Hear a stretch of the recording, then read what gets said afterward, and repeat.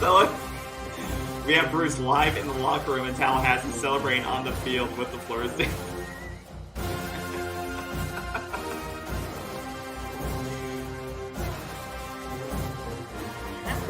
And I don't know why, like, we were able to run the ball so well in the first half, especially to the left side, and then all of a sudden we started to abandon it. And like I said, there is some inconsistent. How are they going to approach this game?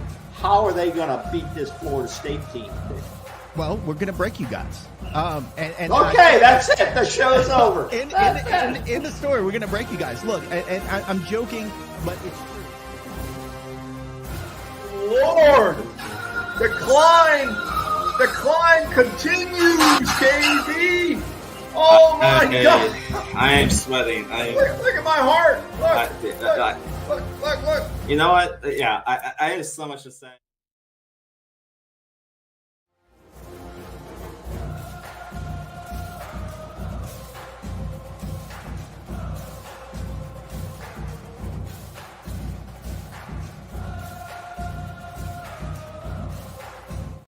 All right, and welcome back, everyone, to Seminoles Sideline 365. We are on a cold Monday here where I live in Northern Virginia, or up in D.C., I should say. It's cold Monday. I hope it's warmer where you guys are. But we're here. It's Monday. Monday on after a win, so you can't complain about that. 38-20 was the final. Florida State takes down Duke. We're here to talk about that, celebrate that, and to give our breakdown of that and cover anything else that's recent relevance in the college football world. Here, as always, I'm here with the old man. How's it going? How's it going, old man? I want to show you how it's going, KB. Let me show you how it's going. Well, that's down. See this crack in the wall here? Can you see the crack, the dark crack? That's a crack? That I am tunneling out of this cave I've been in for the last several days. And come tonight, I'm going to sneak through that crack. It's thin, but I can wedge through there because I stay in shape. Okay, did my 2 miles on the tread. I'll be through that crack, and I will be back to my regular studio here starting Thursday. All right, so he'll be back in the studio for the Wake Forest game, it sounds like. Right after I get my crown thing I'm having done in the back. You know, you have to have I had a root canal, I had a crown. If you don't have good, and I don't have that good a dental, man, well, never mind. Let's move on, okay? I think everybody. Let's move on. People don't want to come here to be depressed, so. All right, so we're here, like I said, to talk about the big win this past Saturday night. In prime time, 38-20, Florida State gets a big prime time win against a very, I would say, after watching that game, pretty good Duke team. And I think, said that, didn't we?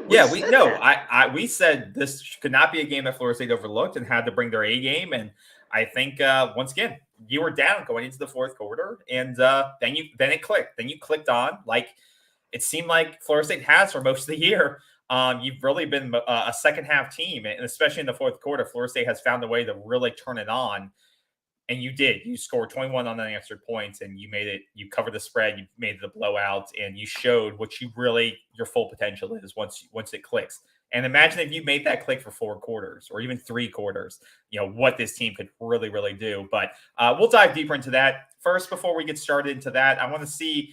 Do you have any, one thing I want to cover, because this broke on Monday, and, I don't like to cover this stuff this early in the year, but we are starting to get towards December. So it's starting to get a little bit more and more relevant to what we talked about, is that Florida State did get a big commit as of, I think it was Monday or maybe it was Sunday, or it was right after the Florida State game. I think the discussions happened, and then it came out Sunday night, Monday into Monday.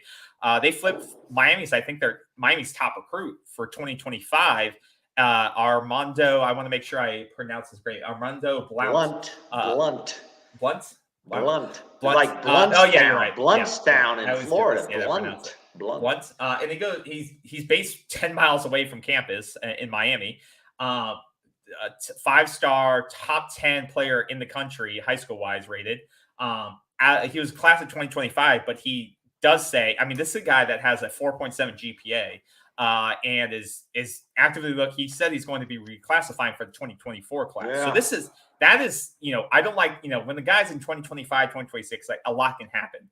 but this is a guy that will be immediately on the radar, because if he's coming in now, all you have to do is lock him up in December, right? In early signing period. This guy could be on campus as soon as January if things work out the right way. If you do, in fact, get his commitment. I mean, he is someone that made his commitment to Miami in September and now has already flipped back over to Florida State come October. So once again, these things are fluid. These kids have a lot to think about when it comes to, especially if this kid's got, over 25, 30 plus offers. He's a primetime kid. And especially with reclassifying, that makes him even a more prized commodity. But like he said, he pointed out, and I think in this announcement that, he believed that this staff could develop him into the player that in person he wanted to be.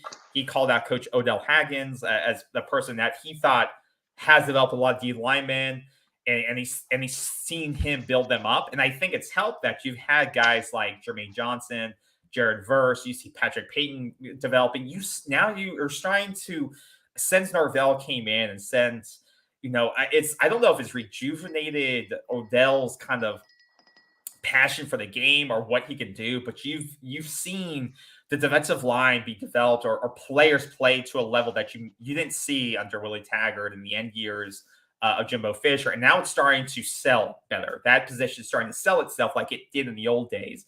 And that shows up to kids. And, Florida State hasn't signed a 5-star defensive end since 2017 when you're talking about Josh Kane-Doe and then Marvin Wilson. So if they can, in fact, sign this kid and keep his signature till in December, if he does early signing period, this would be a huge get for Mike Norvell and staff and what's shaping up to be a potential top 5 class. Any thoughts on it? I think you pretty well summarized it, KB. I mean, this is a big get. I mean, this is worth talking about. Like you say, we don't follow these guys that are too early, but this is a big get. On three ratings has him as the number 2 defensive tackle in the 2025 class. Now, he says he's going to reclassify to 2024. I don't know what the hell that means. I assume it means he's going to get enough classes to graduate high school. You have to graduate high school. So I guess he's going to take on extra credits or something. I don't know. But this is a big get. He's a number 2 defensive tackle. That means he's damn good. Okay. He's been damn good at the high school level. He's number 4 overall player for 2025 right now. Okay. In the country. That's how On 3 has him, just On 3, and number 1 player in the state of Florida. So he is definitely somebody that can help your football team. Okay. And so I think it's a big get for him, and hopefully he'll stay committed to Florida State. But we're in an era when NIL money can make a difference, right? Now this kid has flipped once now from Miami to Florida State. At some point you have to say, how many times is a guy going to flip out there? And you start to wonder about them. I think Armondo Blount is committed to Florida State, and I think he has a real good future in this program if he stays committed. So that's it. Nope. Well, I think you said it again, great. And I think once again, I think there were some concerns about who was going to fill out once these guys start to leave. Once you lose a guy like Fabian Lovett, you lose a guy in the interior like Fisk, and you're filling in a lot of transfers. But what's coming in the back end? Who are the players who are going to get to build this defensive line organically outside of the portal? And I think this is one of those building blocks. A high, 5-star guys you expect to be able to contribute early, not late, right? And when you're getting 3 stars and low 4 stars, Mike Norvell knew it would take time to get those guys and get that. But once you're getting guys like Armondo, like Nicholson, Hussey, those guys are starting to contribute early, are playing early and often, and they're getting reps, that are going to contribute to them starting a lot more next season. And that's what you're starting to see, finally guys that contribute in year 1 versus what you couldn't do 2 or 3 years ago when you were getting 3 stars who are taking 3 years to develop into potential players or nothing at all. So I think this is, like you said, a big get, a guy that you would expect to contribute in his first 2 years at Florida State. I think Odell Haggins can also sell him on the aspect that we're going to be losing a lot of guys up front. We do have experience coming back, but you can contribute to that rotation. And he probably sold them that we rotate a lot of interior guys. So the burden won't be on you. You'll have a chance to go out there and just unleash it and learn as you go. You know, and I believe Florida State will reach into the portal as well for some experienced interior linemen. Yeah, and that's a great point. I think, you know, us as fans may get frustrated because this guy's not on the field or that guy's not on the field, but I think it's a selling point in terms of reps and management, and also preventing injuries, like getting the right, you know, not gassing a guy out for you know, getting him 60 reps or 70 reps, and making sure you have quality depth and you can send a guy out there for situational or packages and stuff like that.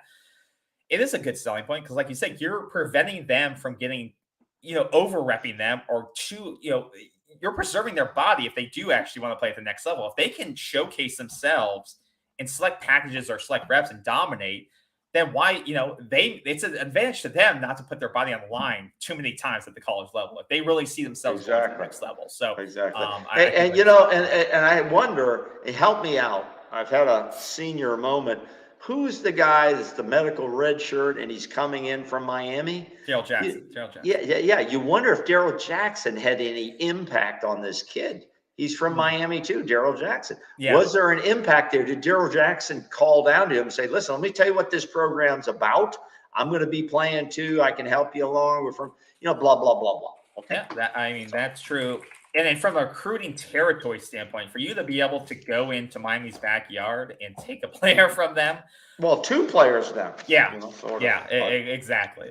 Even though Daryl Jackson is a medical situation, I'm just saying. Well, I meant high school wise. So actually go into their high school in the city and take it from Miami. That's a huge one as well. So exactly. Good for the staff. Exactly. So anything else, you know, trending, latest news-wise you want to get into before you talk about the game? No, I think we're good. I mean, Florida State's still in the top 25. We're at number 4. That's probably about right. You know, we've got to hang on to that 4 spot. And I think we'll talk about that more as we get into the post-game review here of Duke, you know, as we get more into the specifics here. All right, so let's talk about that. Let's talk about Duke and what you saw, and we can rate Florida State's performance as we go through.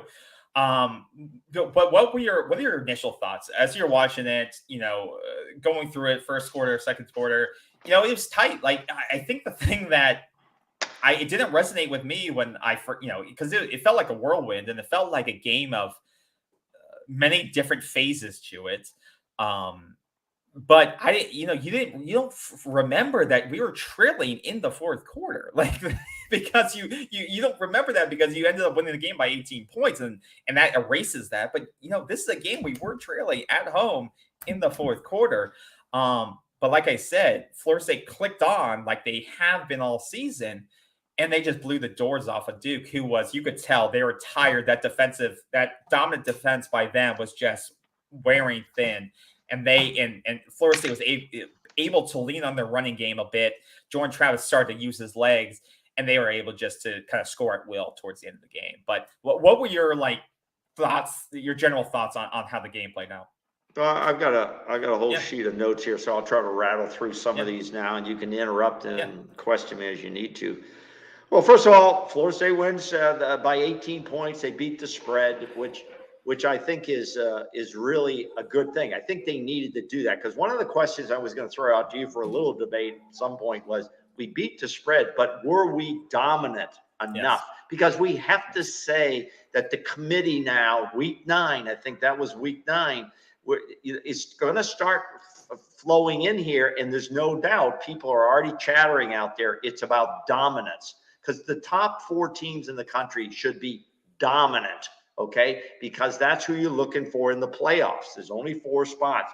The question is, were we dominant? Yes. I'm not. Yes. You say yes. Statistically, you were dominant in every category. Oh, okay.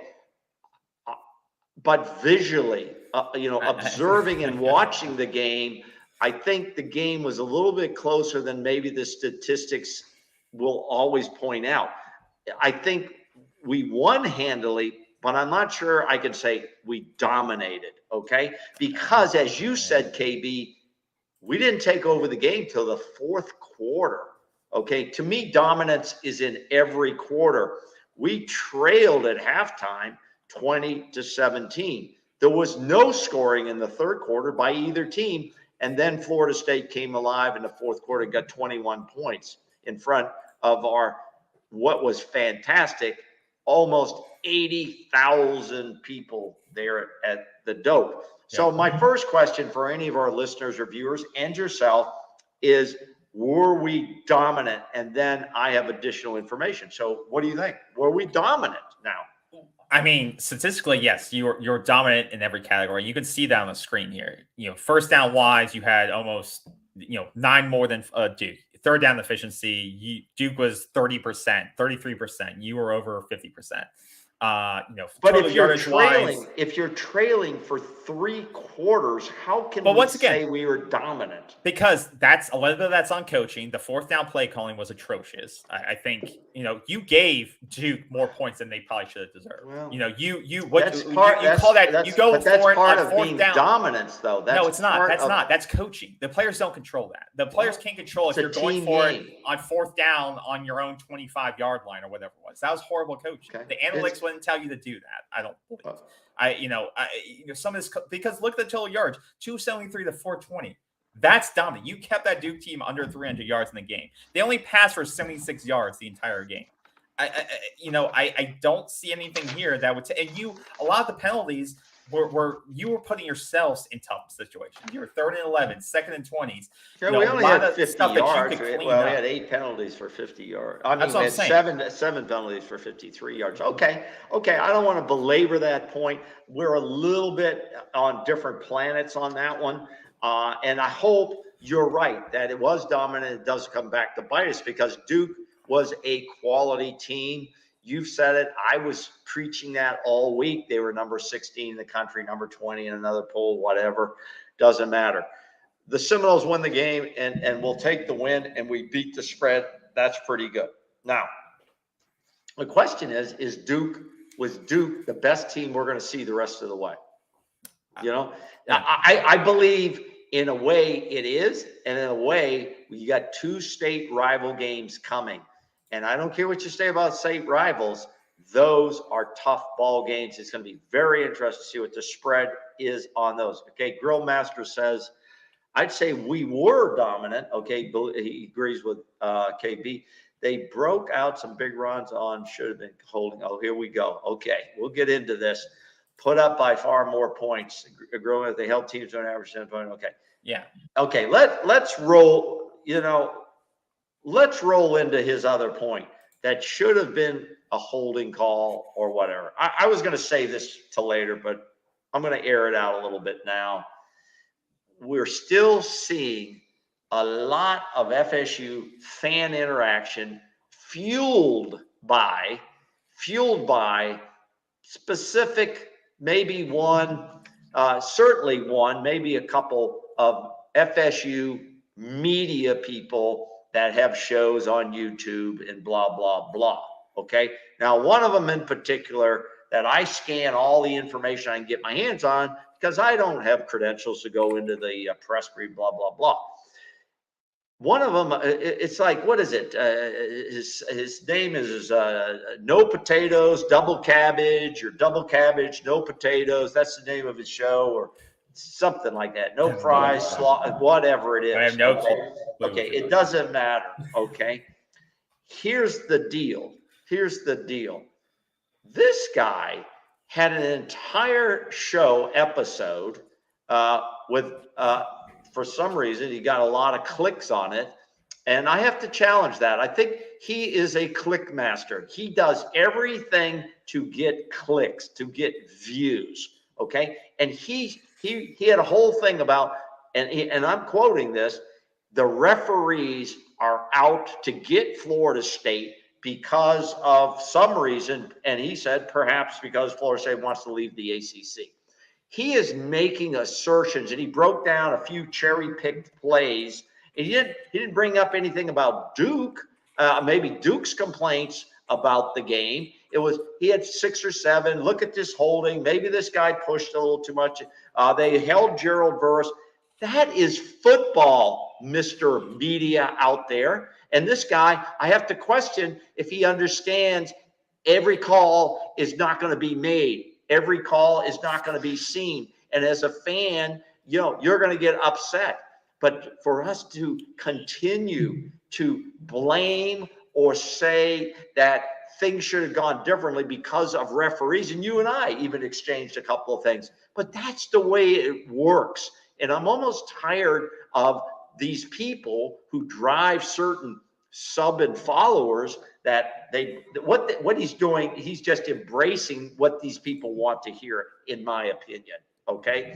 And it's almost like anything that happens to Florida State now will be because of the referees, whether they win or lose. I can't imagine if we lose a game, what the hell is going to come out on the channel. Yeah. I don't know if you agree or not. I mean, that's the thing. I think there was 3 or 4 games this weekend that, teams lost due to controversial calls. There was the there was the fair catch call that wasn't a fair catch. But that fan, that fan base lost because of that, because he put his arm out and the ref thought it was a fair catch and he runs it back for a touchdown. Then there is another play, there was 2 or 3, the Washington game where the guy, was the pass interference, was not pass interference. You could look across college football and everyone could have these complaints. Everyone says the ACC has the worst refs. Yes. I do think there was bad calls in that game, but if you were to analyze it from the other side, you'd probably say the same thing. But in this case, no potatoes, double cabbage is saying basically that the refs are cheating intentionally against Florida State. That's what he said. If anybody is saying that, they're just trying to get clicks. And anybody can go out, and anybody out there can go out and see it. You'll find it out there. He's got a thumbnail. The referees, I don't know who ACC you're talking about. refs. But but if someone is literally saying that ACC refs are trying to cheat Florida State, that's what he's saying. That's what he's saying. And he's cherry picked some plays to pacify those individuals who hug and kiss on those things. Because there's literally because you can see the same level of missed calls, bad calls, whatever you want to call it, across college football every single weekend. It's not isolated to Florida State. It's not isolated to the ACC. It's across footballs, because there's human intervention on the game of football. If we don't want this to happen anymore, just put robots. Just have it all be robots. But that is football. We embrace football because there is these mistakes. There are these types of things. And it's not just isolated to the ACC, not to FSU. It's across the game. But to claim that ACC officials are out to get Florida State, and he named one of the officials. Oh, when I saw this guy's name as the head referee, I knew we were screwed. Okay. That's what he said. Okay, and that's outrageous to make such a claim. Now, here's the point. I don't hear Mike Norvell screaming about referees in the postgame. I watched the postgame presser. He didn't say a word about it. I'd love to know that Mike Norvell, how many complaints does he send in about referees? I bet you it's 0. Yeah. I bet you 0. But we've got these part-time guys trying to pay their damn mortgages off of YouTube, trying to stir up fan bases that anything bad that happens in Florida State, it's not their fault. It's always about the referee. It's outrageous, and it should stop. But so I think we can drop it at that. But like you said, there's no conspiracy, and Florida State showed that even with, like you said, quote unquote, bad calls, good calls, whatever going against them, they still have the capacity to win a game. Those calls are not going to affect the outcome. And you know what? If you're a dominant team, KB, if you're a dominant team, you don't allow the referees to take a game away from you. You come through those things. Holding goes on. We've heard that in football. If you've been around, then you know what? You got to beat those guys at that. You don't get, we didn't cover, we didn't squash in on the ends and turn it back in because the guy was holding me. Get out there and do something about it if you're a dominant team. Yeah. That's it. And I do think they did that in the second half. I think they stopped worrying about what was happening around them, and the offense kicked on because once again, the offense wasn't being held. The offense just had to play ball and start scoring the damn football, and they did that in the second half, and the defense did their job. I mean, given all the holds and stuff like that, people want to say the defense only gave up 13 points. One of them was a pick 6, so they gave up 13 points out of the 20. Jordan Travis gave away 7. So the defense played a great game across the board, regardless of holds and whatever you want to call it. They played a great game regardless, and only gave up 13 offensive points to Duke, which is commendable in that against a top 20 team. So I'm not hating him on that. And I think that the team did a great job, and Fuller and co did an awesome job. Patrick Payton showed up great. The linebackers, I think, did a solid job. And my guy, Fabian Lovett, who I've been riding all season, actually had what I think was his best game of the season. Yep. Okay. And I think hopefully he has hit the next level and he can really put it on the tape the rest of the way. Yeah. And to that point, we were saying that Florida State in the second half, they've been the second half team all year, and they really turned it on for some reason. And I think we're seeing the opposite trend too, is that Florida State seemingly starts a little bit slower, especially on offense. I think the defense for the past 3-4 games, I mean, I think most of the season, outside maybe some of the BC game, they've looked pretty solid. The defenses they haven't fallen, they've been very solid. They bend some, but they never fully break. And they give this offense a chance to figure it out. And I don't know why Florida State starts so slow on offense. You could say, well, 17 points isn't slow in the second half, but against a team that's only averaging, giving up 10 points per game, that's true. But I think there's just some times when the offense just quickly stalls, a quick 3 and out. And some of it's self-imposed penalties where you're back 5 or 10 yards. You're making it hard on yourself. I mean, there was a sequence here where you put yourself in I think it was a second and 20 or third and 20, where you're lucky that you were able to be bailed out. It was this play. You're third and 11.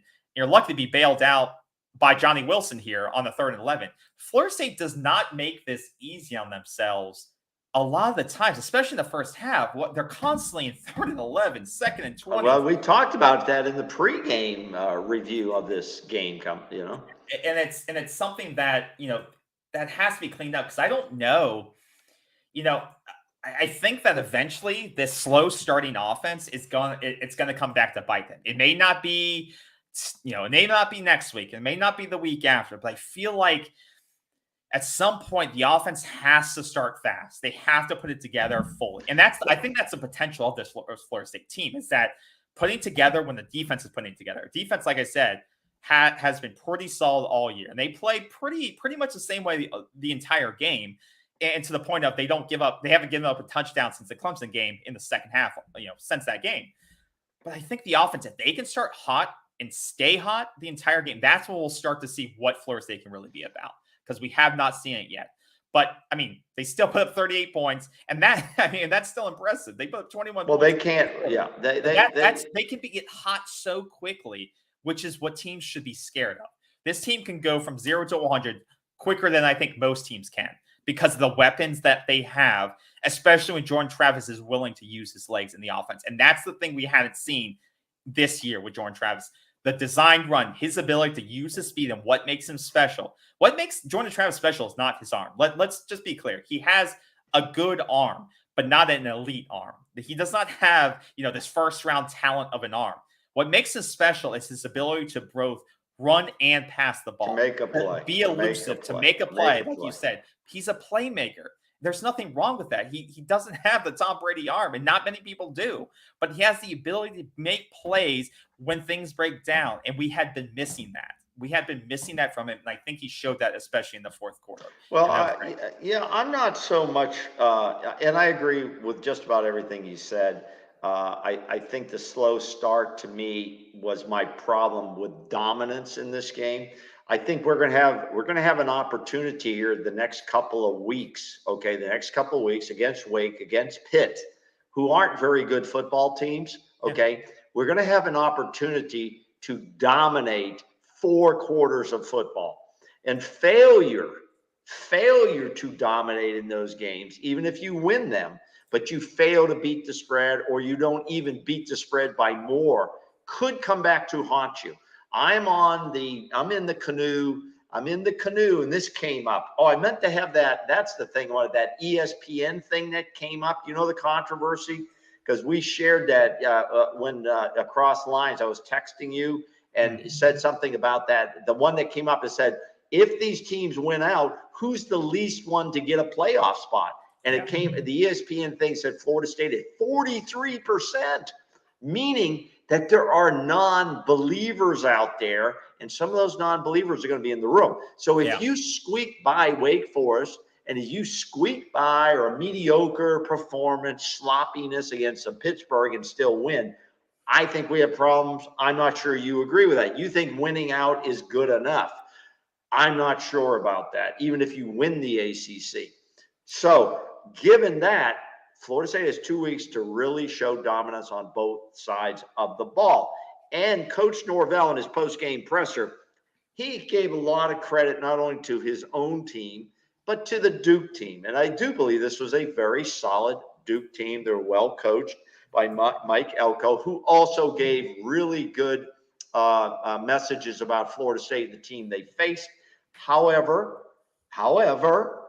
Duke, as soon as Riley Leonard, who wasn't at 100% anyways, he wasn't looking that good when he was in there. When he couldn't really run, and then when he went down, the game was over. Okay, the game was over before he went out of the game. The game was over before he went out of the game, in my opinion.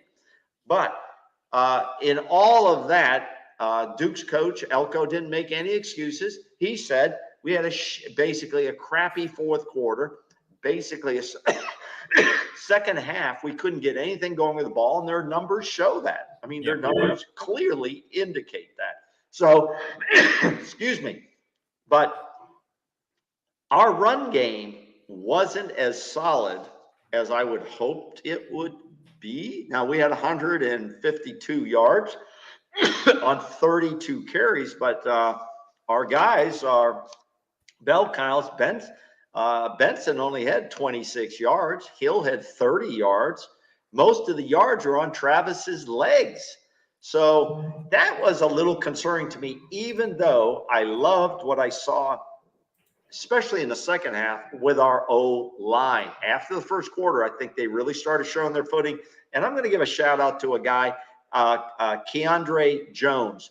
I think this guy's starting to step up and could be a very elite lineman on this Florida State team. He looked very good to me. And of course, another shout out to, on the defensive side, Fabian Lovett. I'm a little concerned about that rush game. We'll see how it picks up in the next couple of weeks. Yeah. I still have to disagree with you. Like, Florida State didn't squeak by. They won by 18 points. This isn't a squeak by game. And, this was a dominant performance. You don't win by 38 against a team that's only giving up 10 points per game, and put up 38 on them and not call it dominant performance.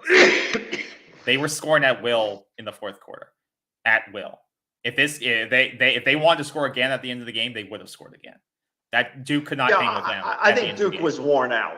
Let's face it. And that's why Florida State's a better team, a much better team than them. Duke is not loaded with 4- and 5-star guys. It doesn't matter. And they're a much better team. And that's why Florida State blew them out. No, I get it. And they don't have any depth. So once their guys start getting worn down, we had some long possessions there. It took a lot out of them. That's why they blew them out. I'm not making excuses for them. I think they're a good football team. That's a dominant performance. Okay. Well, in the long run, we'll see. Yeah. Well, we haven't seen, and I think, like you said, they still have to show up every weekend and do it. But I think you can't call this a sweep. Grill Master, it's not going to be, obviously, in my opinion, it's going to be in the opinion of whoever's in that room, the committee. Is it Condoleezza Rice? She's still on there. I don't know what the hell she knows about football, but somebody's going to be feeding her information. I don't think she's a person that sits down. Maybe she does. Maybe I'm wrong there. Maybe she does sit down and watch football. Maybe that's why she's in there. But Johnny needs to sit out these next 2 games, fully recover from his injury, because we should be able to win with that. Well, clearly, I agree with Mushing. I would agree. Mushing? I would agree with that. Mushing, I agree with you. I don't think Johnny wants to sit out. Maybe he could sit down for the next game and go day by day, see how that works. We shouldn't need him to win games. These next 2 games. Would I rather have a full, healthy Johnny Wilson for Miami and Florida? Yes, absolutely. 100%. Because these state games are going to be probably 2 really tough games. If you need Johnny Wilson to beat Wake Forest and Pitt, then you've got bigger issues. You got bigger issues. And you showed that you didn't need him. And I say didn't need him, but you didn't need him starting to beat Syracuse by 38 points, right? Keon Coleman and everyone else you have on the bench, Kentron, Deuce, if I know Destin wasn't playing, but if Destin comes back, this is why you have the depth that you have, so that Johnny doesn't feel like I have to play on an injured. And I think it's a great point. Let him Well, Johnny sit. wants to show out, though. I mean, if Johnny wants to make sure Johnny made some great plays on Saturday. He's showing what he had. Johnny's not going to put up 200 yards a game. He's not. But he also wants to show if I can play, I'm going to play, because the pros want to see that. They want to see if you can do it. But they don't want to see him getting hurt every game either. So if he goes out there and gets hurt again, then he's showing getting hurt 3 times this season. It's not a good look either. Just like Coach Elko, when I saw him, I watched his post-game presser. He said that his quarterback wanted to go back into the game. He wanted to go back into the game. Riley wanted to go back in the game. He said, "No, you're not going back into the game." He had to sit him down. That's what Norvell has to find out from his medical staff. Johnny Wilson wants to play. Johnny, you're not going to play in this game. Yeah. Period. That gives you 2 weeks now to get ready. Yeah. If it's a concussion, like Dagny says, he'll have to sit out. I didn't see what the injury report was for him. I thought upper body or a concussion. Regardless, either way, if it's concussion, he may have to sit out anyway. But I think he should sit out at least one game to get his body right. We're not going to know because no information comes out. Okay. Either way, he was already coming off an injury. He got re-injured. There's no sense if you can avoid it from banging it up. Like you said, he may want to play. He may want to play, but it's no reason to get him further injured and tell him you need to heal the right way for 2 weeks before we get in the meat of our schedule. That's the coach's responsibility. That's the coaching staff's responsibility to tell players when they can play, when they can't. That's their job. All right. Big shout out to, I've had problems and I didn't think he was going to see the field much. And that is Deuce Spann. Deuce Spann gave energy to this Florida State team when they needed it, okay? And I was really happy to see Deuce Spann use the skill he has, which is speed. I didn't like when he slowed down here a little bit at the end. Stop. Okay. I'm an old-time player. I'm an old-time guy. I'm an old-time coach. He slowed down. He still had 10 yards of distance on him. Listen, he's so fast. I'm not going to change for you, just like Dion says. I'm not going to change. Okay. Don't slow down. How many guys have we seen do something like that and they drop the ball too early? You've seen that. Just run into the end zone. He didn't switch arms. How would he switch? Well, he didn't switch arms. You should go to the other side. Why would he have gone to the other side? Why are you attacking me? Why are you attacking me tonight? Don't take out your personal stuff on me on this program, please. Shout out to Deuce Spann. It might be the career moment for him as far as we know. We don't know that. But now people know there's a weapon Florida State has on special teams on this kickoff, and anything short, Deuce Spann may be our guy now. He's our return. I didn't like Trey Benson back there ever. I thought that was a mistake, but it's good to see Deuce Spann. Really happy for him. Guess who got to break the rock? Bam. Yeah, he looked like he had a little trouble lifting that hammer. That hammer must be big. Bam. And he broke that. And good for him. What a moment. What a moment for that kid. He's been through a lot, but he keeps working. He keeps working and not whining. And I like that a lot. I love the use of our tight ends in this game. Now, we knew that might be a thing. We talked about that, how they were Notre Dame exploited them on that. But our tight ends were in there, and especially Mr. Bell. Mr. Bell had how many? He had eight receptions. Yeah, for 53 yards. Yeah. He had 8 receptions. That's for him the best day he's had for Florida State. 53 yards. Really, really good to see those tight ends, and I'd love to see more of that. Yeah, I'd love to see more of that. And Mike Norvell couldn't have been happier. He called Jordan Travis a champion's heart. A champion's heart. This kid deserves everything he's doing, and the team believes in him, and they fought back from the diversity. So Coach Norvell is very happy with everything, and it was a Seminole heritage game. That's why we have the turquoise jersey. It's a heritage game. The Seminole tribe was honored again. You couldn't have a better situation with this university affiliated and embracing Seminole tribe, the Seminole tribe embracing the university. It's so good to see that. And that's really what it's about for Florida State University. But Norvell reminded everybody, this team is going to continue to work hard and get better and finish each and every task. And that starts with Wake Forest next week in Winston-Salem. It's a noon game suck, but that's what it's going to be. And I think that the one thing that Norvell has always talked about, and it's the mantra is respond. And I think the lowest moment of this game for Florida State came with this play, and it's a play that Travis hasn't made a lot this season. This was tough. This was the play where you're like, you're down 3-0 then. Stuff could go off the rails. So you're down. You're already down. Your defense playing okay. Offense sort of hasn't found, but then he makes a horrendous play, throws in the triple coverage. Once again, Jordan Travis, he gets in trouble when he forces the ball. Right, he's trying to make a play. He's trying to will the team to do something, and that's when he gets himself in trouble. Sometimes, he's a playmaker. We talked about he's a playmaker. Yeah, he threw it into almost triple coverage here, but. They're just waiting double for cover. it. Yeah, triple. And he gives that ball away right there, and that at that point you're like, okay, that's when the momentum kind of shifted there, and then right after that you have Deuce who responds, and like you said, Deuce is a guy that it's not like he's getting 5-10 catches a game. No. This is last year. The guy Norvell and him were yelling at each other on the sidelines, right? In a game that it was a blowout, right? And so you were like, I didn't even know if Deuce was going to be here this year. But Norvell's gotten these players to buy into the fact that you respond. Be ready for your moment. Right. Deuce is put back there, and you saw in the pregame with him talking to Deuce, and he's like, be ready for it. Put it in your left arm. Just hit the. He was prepping him for that moment, and he tells all these guys, no matter where you are in the depth chart, when you're here for a purpose, and Deuce took that opportunity, he ran with it, and I'm so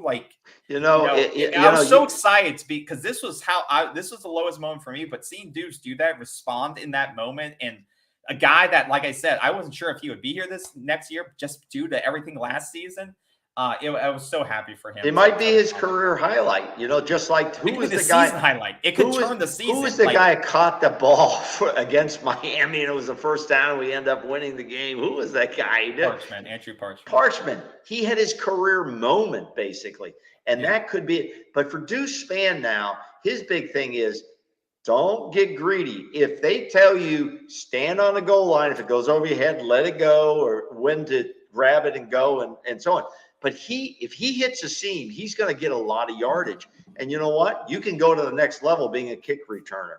Okay. Desmond Howard, who was a good receiver, very good receiver at Michigan, he ended up just doing kicks in the NFL. Basically, for some reason, he couldn't catch the damn ball there, whatever that reason was, and was a Super Bowl MVP for doing that. So going the rest of the way, there may be other opportunities for Deuce Spann because the kicking thing, these guys, some of them were being returned, and that's a dangerous play. And Keon came close a lot of times last week, and they got a lot of weapons back there, but I was just happy for him in the journey, like you said, he's been on. But look at the other guys that made plays. Look at Keziah. He got a touchdown. They're utilizing, you're starting to see, them utilize all the weapons on this roster. And it's great to see. Like you said, the tight ends combined this weekend had 11 total catches. You saw everyone from, Bell had probably his most involved game in a while since week one, maybe.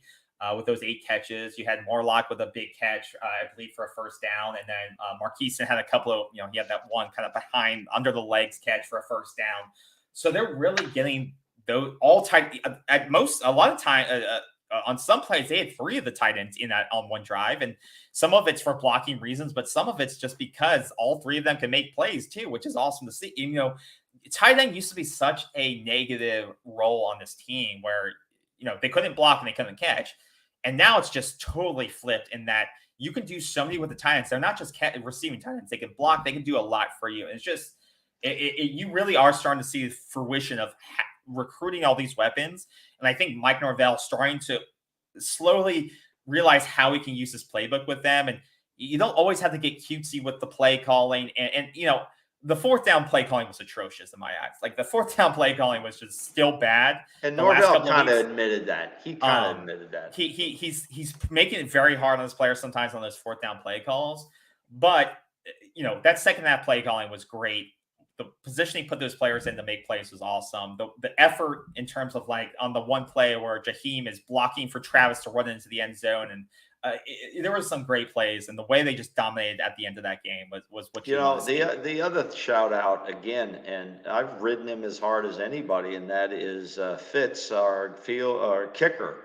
Fitz had another great day. 5 PATs, 5 and 1 field goal. Yeah, it was 100% on everything. He's doing his job. What's kind of weird though, the last 2 seasons is he hasn't been put in, as you said. I want to comment on it. The moment. Every player kind of gets a moment. When does his moment come out there with 2 seconds left to win or lose a game or tie? That moment hasn't come for him, but I feel it's coming maybe this season, somewhere down the round. And that will be the moment he cements a legacy or doesn't in that regard. But when you said moment about Deuce Spann, and I know you hate this, I'm going to quote Dion. And Dion, after he lost that game, they were up 29 and got beat. He said, "We are not built for the moment." So when you said the moment, Deuce Spann now has been waiting his turn for the moment. He was built for the moment this past week. Yeah. I agree with that. So I think the only question mark coming out of this game really is what do we do with the running game? Because when you play it, hate them or love them, but Miami does have a really good defensive line, and Miami's going to give that offensive line some trouble, I think. So it'll be an interesting matchup, but they have to find some consistency in this running game, whether it's utilizing Jordan Travis's legs more to open up lanes or to make the defense have to respect his ability a little bit more, and that potentially opens it up for the offensive line. I don't know, but like you said, most of the rushing yards this weekend did not come from Benson. Benson had a hard day because he's getting hit near or behind the line most times. But and there's debate amongst Twitter Florida State fans. They want to see more, they want to see more Hill, or they want to see more Toafili. Toafili, I think, I want to see more yards. I don't give a shit who's carrying the football. I don't care either. I'd rather not see Jordan Travis being our leading rusher. I don't think with the tools we have that should be unnecessary, or it starts to tell you something about your offensive line. Yeah. Okay. But to that point, I think Toafili's had a great year. He makes plays with the ball in his hands, and you keep saying that he looks bigger, he looks stronger. He is bigger. He's very physical, a lot more physical than he's been in years past. So once again, they have a lot of these weapons, but I think that they need to find a way to allow these backs to get at least 1 or 2 yards of separate, or find these holes that they don't get hit at the line of scrimmage and have to break tackles before they can get loose. I think the next 2 games is going to tell us more about this offensive line, because they should be able to dominate these next 2 teams. That's what I'm saying. It's not going to tell us. It's not going to tell us anything. If they dominate against Wake Forest and Pitt, listen. It will tell us something if we can't get 125, 150 yards against them. It's going to tell us something. It's certainly going to tell us something. But you did that against Duke and Syracuse. You did that against Virginia Tech and Syracuse. So you've shown it against, below average. But it's been inconsistent. You're playing 2 crappy teams in the next couple of weeks, and you should be able to get 175 yards easily against these teams. But you've done that already. You've dominated against crappy teams and run the ball against them. You have not shown you can run against good teams. You have not shown you can do it against good teams. So these next 2 weeks just played the best team that we're going to probably face according to everybody else. And then we'll start to see again the FSU fan base kind of start saying, well, we'll beat the shit out of Miami and Florida. Let's remind everybody, both these teams, they may be struggling, but it is a state game. It's a big rivalry game, and they do have good athletes. So that's important to realize, okay? And so if everybody believes they're shit teams, we should be able to roll through until the ACC game, where we thought maybe we'd see North Carolina. Well, maybe we will, maybe we won't, after they got beat by the University of Virginia over the weekend, which was unbelievable. So, or we may see Duke again. Who the hell knows? Yeah, I mean, you very likely could see Riley Leonard again in the ACC if you might. Get that far. If you win out, this ACC is up for grabs now. You're the only undefeated team. UNC shit the bed, and now it's open up for everybody right now. I mean, no, I still think Benson's your number one guy. He's still your bell. You go. I don't hear anybody in these pressers with Norvell, anybody saying like we do. I think the fans are a little bit, well, what's going on with Benson? Why doesn't somebody ask that damn question? They don't ask questions that are very good. They're softball questions. He hits them out of the park. They keep going back to war chant guys, two of their guys, back and forth, the same questions. You don't learn anything like you're asking here. So what would be your question? If you had one question about the running game, what would be your question? I would say, are you concerned about the inconsistency in the rushing game that we've seen this season? All right. Well, if anyone hears this and they have access, is that going to piss somebody off? Is that going to piss Norvell off? Oh, give me a break. No, I'm tired of people not asking good professional questions. They always lead in, well, now here's like they'd say, Coach, you've always talked about how you have to come back from adversity. Do you feel your team came back from adversity tonight? They lead him right into an answer that he wants to give. It is the most boring shit I've ever heard. I couldn't go to those meetings. If they gave me a pass, you know that, KB, you would get bored too. You don't learn anything. Coach Norvell is brilliant at providing a positive mindset, not giving you a lot of information, and praising everybody. He finds ways to praise everybody, and he does a great job with it. Don't take this as negative. I don't want to hear that from our fans. What I'm saying is, these questions we debate, ask these questions. People are afraid to because they can yank their credentials. Not the pros, though. They can't do it in the pros. They can't yank their credentials. All right. And then brings up, if we receive Duke again, would Riley Leonard be fully recovered? That's a good question, but I think B. Riley's had a good point that if Leonard isn't healthy this week, they play Louisville, who they lost. They lost, but they're still a very talented. And team. they're both have one loss. Yeah, so somebody's going to leave with two losses. So then, if either one of those teams, if Duke loses again, then they probably are not going to make the ACC. Well, KB, you said it in the pregame. You said, are they going to roll the dice? And they rolled the dice. And he got injured again. The question is, how bad is it? Because my whole thing was, do you go all in for this one game and risk the rest of your season? Yeah. Because they still have to play Louisville and UNC, like we just stated. And now you got Louisville on the road. You have to go on the road toLouisville, and then 2 weeks later, you have to go to UNC for Duke. Because you have who's one loss? Louisville, Duke, UNC. That's it. Yeah, those three. Okay. And Clemson got beat by Miami. So you have Louisville, North Carolina, Duke, all in Virginia Tech, all with one loss. So that's the thing. Well, that's the thing. We'll take Virginia Tech. We'll take them. It's that UNC loss put things up for grabs now. So North Carolina, I don't know all the tiebreakers right now and who controls their destiny, but with that loss, it really opens up the field. And I mean, hell, Boston College. I mean, if these three teams are going to lose, look at Wake Forest and Pittsburgh. I mean, those. I don't even want to call them trap games. We're talking about a dominant Florida State team. Then you don't worry about it. There's no game. You're focused. You go in, you kick ass, and you go home. And that's how it should be. And those teams, and I think we may look back and we talked about the BC game. I mean, that kid at BC can kind of play football. Castellanos, that guy's going to be. He's going to be good at BC. And I think Malzahn's going to be kicking himself for letting that kid go out of UCF. I'm more concerned about the Miami game and the Florida game. Those two games right there. Now, we're going to learn a lot more about Florida this weekend when they play in the biggest cocktail game in Jacksonville, Florida against the University of Georgia, number one. Yeah. Florida has a chance to ruin a season maybe or knock them down. That is going to be a very interesting game this weekend. You think the North Carolina loss was a fluke game or crap? It is honestly, a fluke. It was. I don't know. Well, I think it has to be. It was a fluke.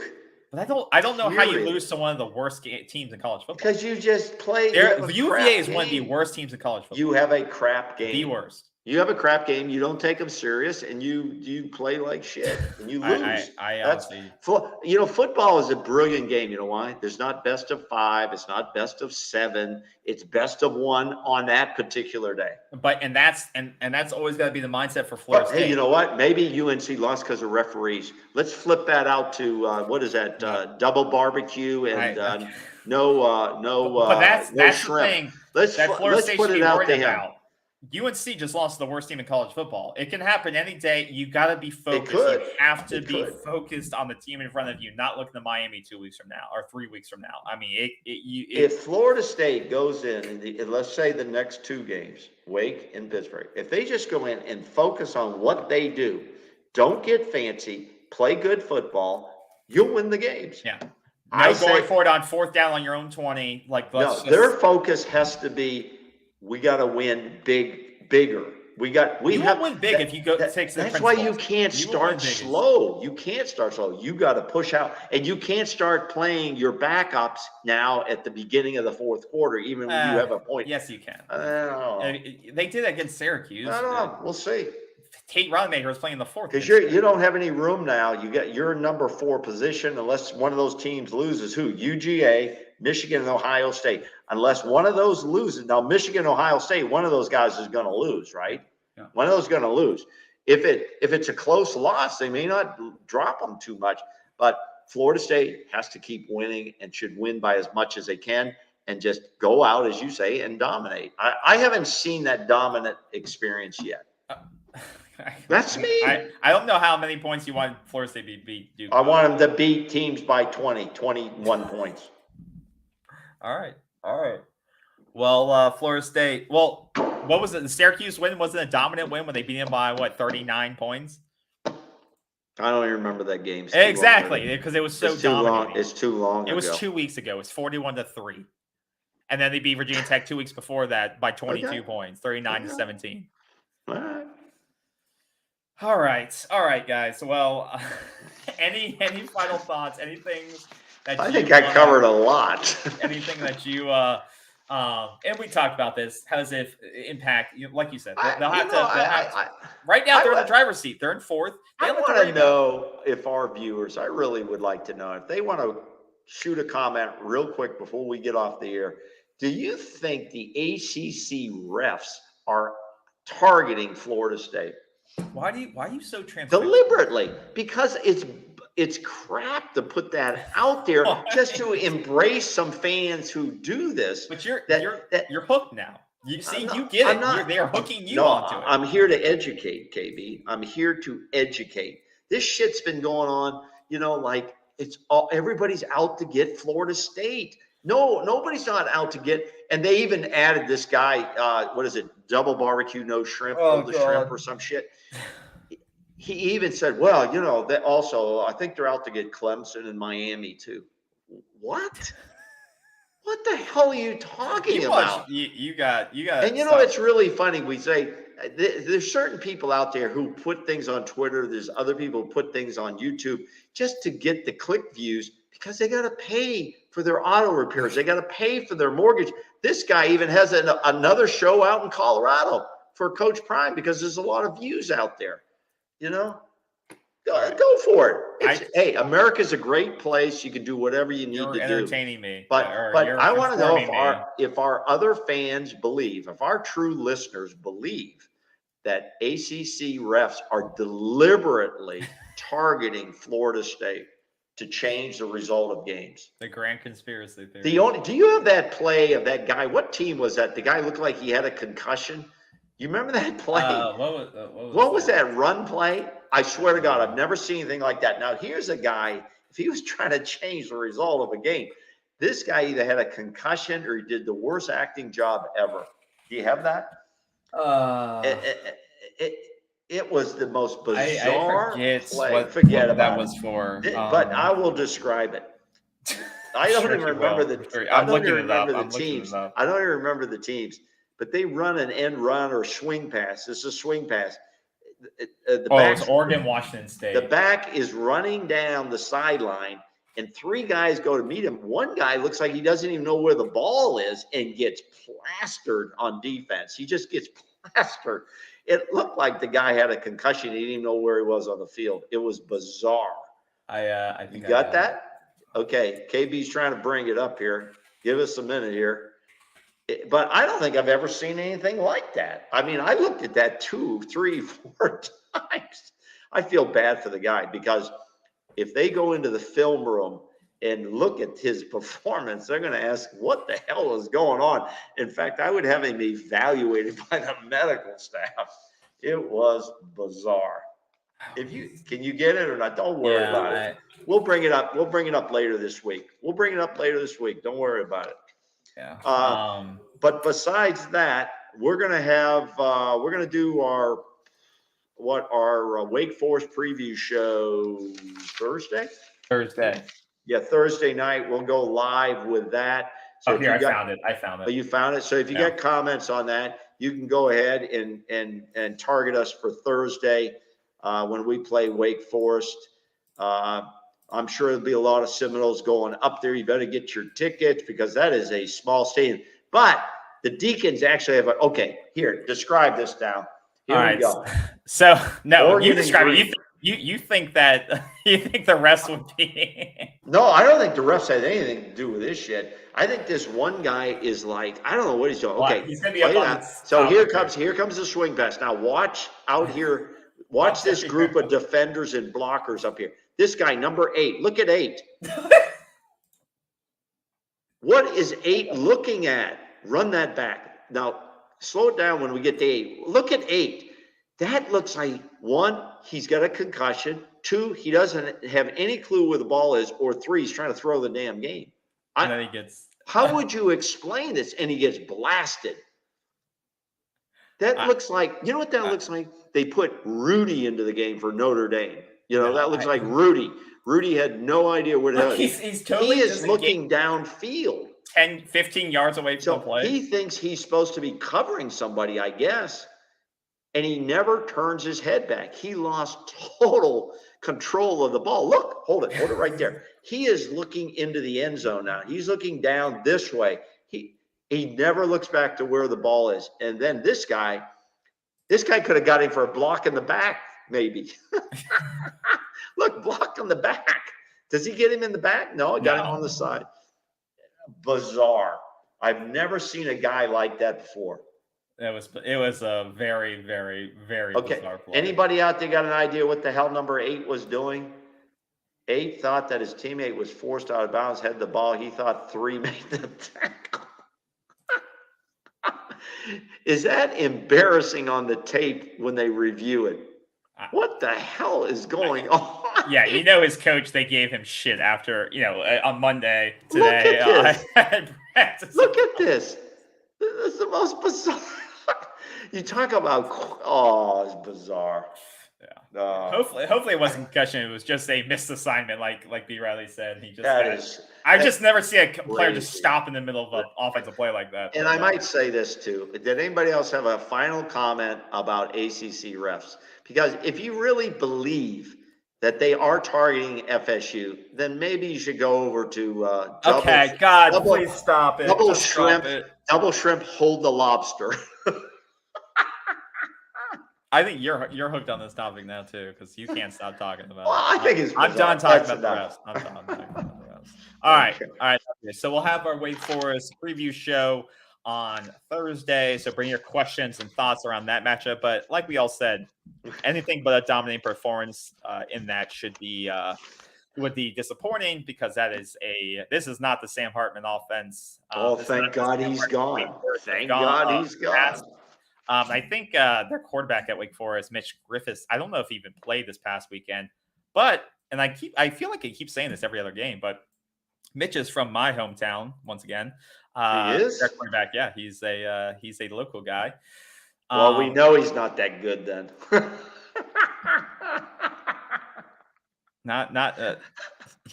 If anyone's listening, they know he went to Broad Run High School, so he is a local kid. Right. So yeah, well, I'll look forward to that. Hopefully, we don't beat him up too much on the field. And now, listen, the one thing that Wake Forest really has, but it's before the first quarter, and that is the entrance. That's pretty cool. And that Deacon rides in on that big Harley, whatever, and they play, what is it? The Sandman song. Enter the Sandman, or is that Virginia Tech? Virginia Tech does that. It's both. Don't they both do it? Yeah. If they do, then pretty cool. cool. That song is never played in the ACC of all. But I feel like multiple teams do at this point. But yeah, it's pretty cool. Well, you know what? Maybe the refs told them everybody has to play it. I don't know. Wakeby Pitt with their third string quarterback starter was still, that's what I thought. The backup looks like he's out, so they'll have potentially the third string, and that just shows you how bad Pitt is because, like you said, I thought Pitt had a new quarterback. Somebody, a source of mine, not really. Yeah, exactly. Was saying they had a new starter when they beat Louisville, and they said, "Oh, this guy's really good." That's the thing. The ACC is so bad. It's really bad. It's really bad, but. And if any sources out there have any idea when we're leaving the ACC, please let us know. Yeah, what happened to all that fire? So let us know when all the smoke is coming about the ACC Florida State leaving. But all right, we'll let you go. We'll break down whether it's Mitch or whoever Wake Forest quarterback is. We'll figure out who's going to be starting for Wake Forest on Saturday. We'll break that down Thursday. So please come on by, bring your questions, bring your thoughts. We appreciate y'all coming by as always. So leave a like, leave a comment. Hit the subscribe. We never asked for that. Okay. I'm going out the tunnel, secret tunnel. All right. And he will be back in his home man cave, whatever he calls it, next time you see him. So thank you all again for your time, your questions, your comments. We'll see you soon. Have a great rest of your week. Have a great Monday, and see you soon.